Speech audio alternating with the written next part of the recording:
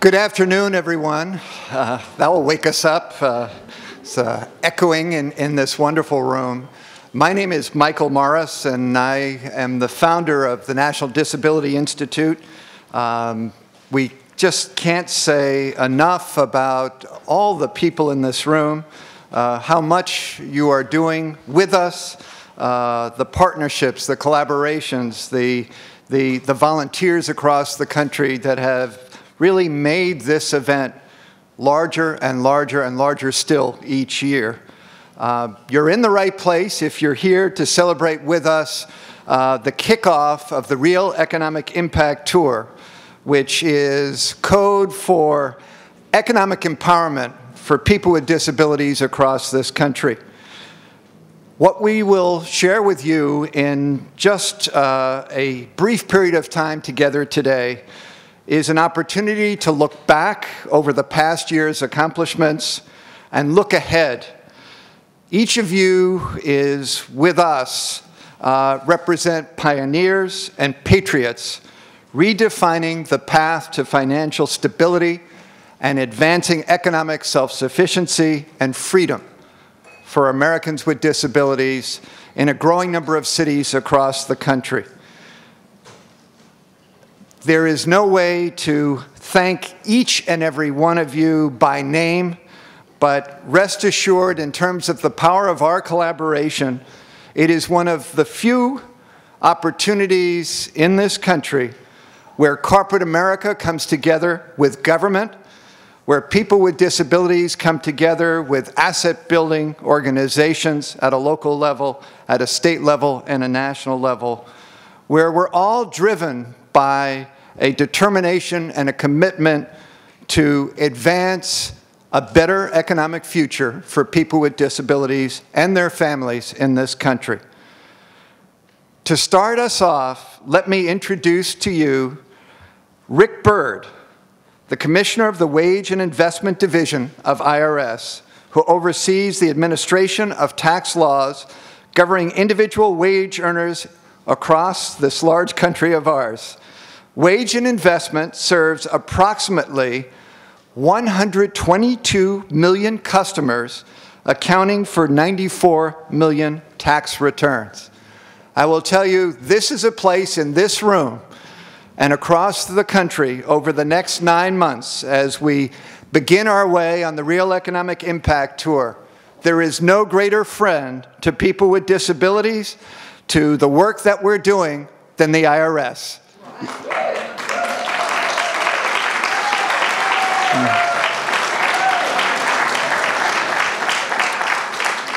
Let me introduce to you Rick Byrd.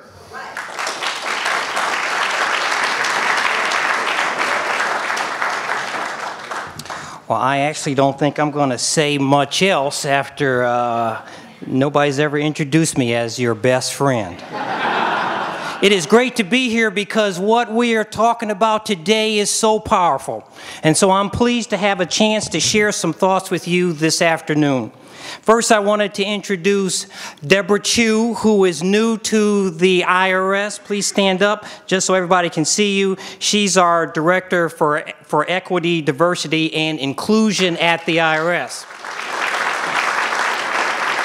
Now, I brought her along because I wanted you to know who to go to if you got a problem around diversity. Because she comes with a lot of experience, she comes with knowledge, she's the person who is going to take the IRS to the next point. And I think it's critically important that she can also help your organization get to where you need to be. But I want to thank you so much for that introduction. That was really pretty cool. I hope we have that on tape. I'm going to share that with my wife about how important I am. But first, I want to share with our partners at the National Disability Institute, I want to thank you for just the incredible leadership and vision and innovation which have been a driving force behind the REI tour. You know, I get emotional about this because the work they're doing is just so powerful. And part of what you learn is that if NDI was not here, who would be in their place? Who would organize us to get us where we need to be? So I just cannot thank y'all enough for what y'all have done. You know, I asked Johnette to come down and speak to all my executives. It was 100 people. And she spoke to them, and then I got up to speak, and they said, could you sit back down, Rick? We want to hear more from Johnette. Because you see, the message that they have is just so powerful.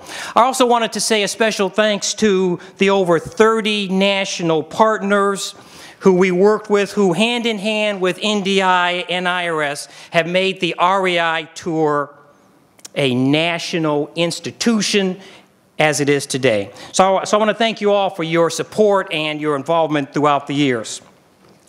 So I wanted to kind of set my remarks in context and give you some idea of the IRS's commitment to this. You know, I run the Wage and Investment Division, and we already talked about the customers that we serve and the type of people that we deal with. Primarily, we deal with y'all. So if you have some problems, don't bother me today, okay? Just kidding. But you see, one of the things we've learned is that there are over 5 million taxpayers who are disabled. And the research tells us that about 1.5 of those are eligible to file, but to get a refund, but they do not file. And so I often ask myself, why don't people who are disabled, why don't they file and get what is coming to them? And as you know, in our society now, the IRS is being used more and more to get funds out into the economy, right?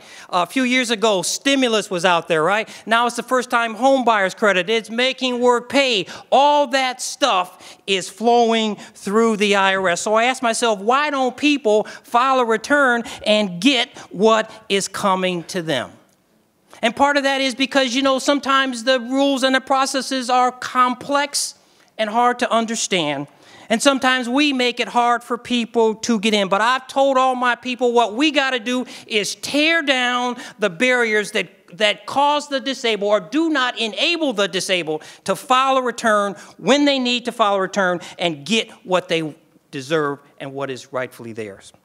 And so in the Wage and Investment Division, I want to give you another picture of our commitment and the IRS commitment as a whole.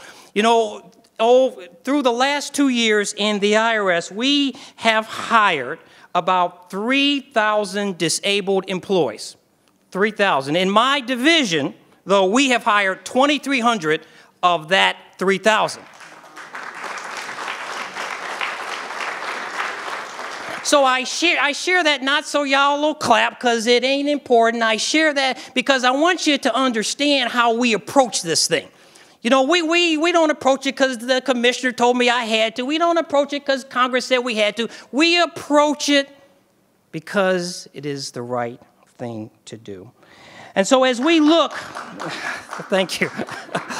That's my dad. So we approach this from a standpoint that we want to hire and retain the disabled.